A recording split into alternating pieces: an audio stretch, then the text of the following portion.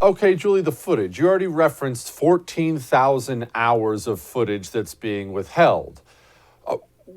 I think you and I both understand why. Everybody watching understands why. They don't want us to see how benign this thing was, but what's their justification for it? What are they saying? What's the lie they're telling?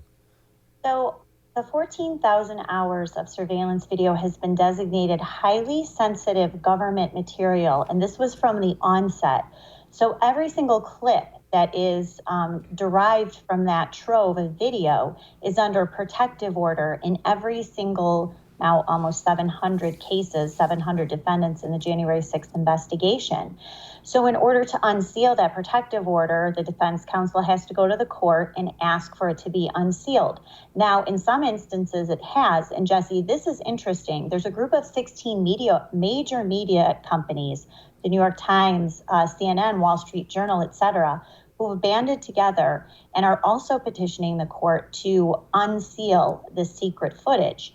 They have joined Attorney Joseph McBride in asking for this 3-hour slice to be unsealed, released from a protective order, so we can see exactly what happened inside that tunnel, which will tell us not only what really happened to Rosanne Boyland, but also police, what one attorney describes as police brutality inside that tunnel against female Trump supporters. And more female Trump supporters. As you know, one was already killed by Capitol Police, Ashley Babbitt. Okay, Julie, help me understand this, though. CNN and New York Times, these are not exactly what I would consider to be news organizations at all. That sounds like, listening to you talk, are they doing journalism now? Right? It's really shocking. And I'll tell you, I think initially they joined a lot of these motions to unseal the footage, thinking that it would hold more of the insurrectionists in a poor light.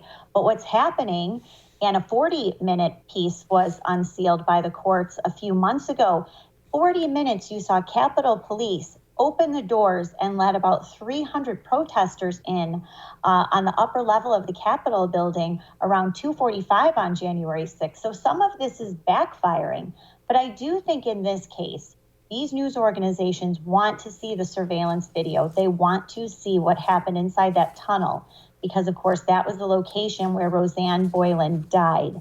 And they want to reluctantly, I think, now almost a year later, get to the bottom of her death and not go along with the idea that she died of an accidental drug overdose. Because as you're showing, even the body cam footage from DC police really contradicts the idea that she just suddenly drops dead of an overdose of amphetamines, which is part of her daily Adderall medication that she takes. So we're going to find out the DC coroner lied about that and find out exactly what police did to not just Rosanne Boyland, but other people in that tunnel too.